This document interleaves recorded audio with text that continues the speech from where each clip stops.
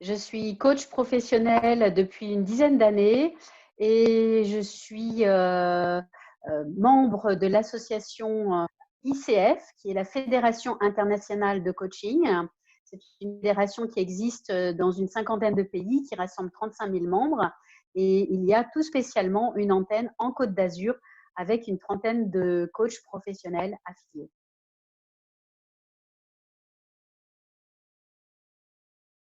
C'est avant le rendez-vous de tester sa connexion, son micro et sa caméra.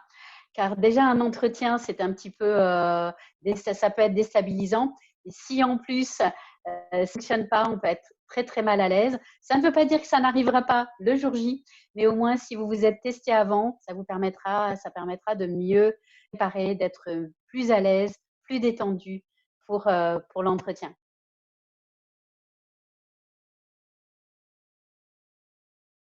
C'est d'arriver à trouver dans cette période de confinement un endroit pour s'isoler, pour pouvoir avoir cet entretien sans être dérangé de sa famille, par exemple, et également de faire attention finalement à son environnement proche, par exemple son arrière-plan, ce qu'on peut voir autour, parce que ça peut donner beaucoup d'informations sur soi.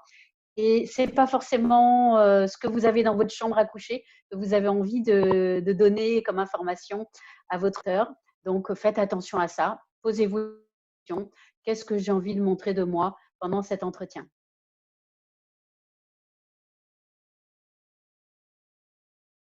C'est vraiment de se mettre en situation comme si c'était en présentiel.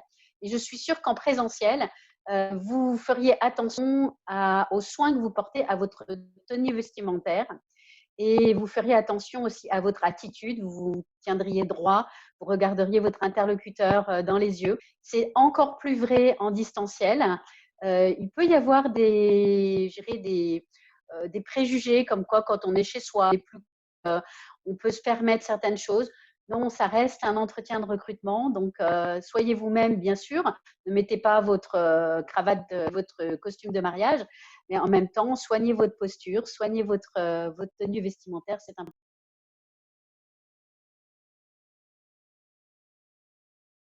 C'est vraiment au niveau de la présence que vous allez avoir pendant cet entretien.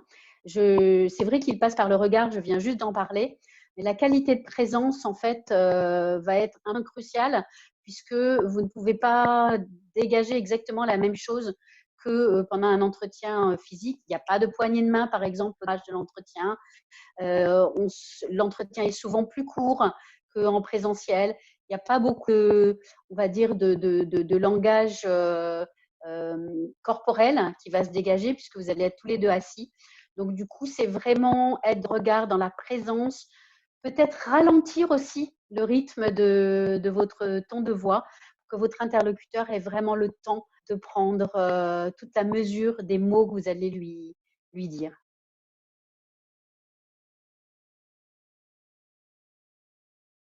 C'est vraiment une préparation à vous sentir bien pendant cet entretien.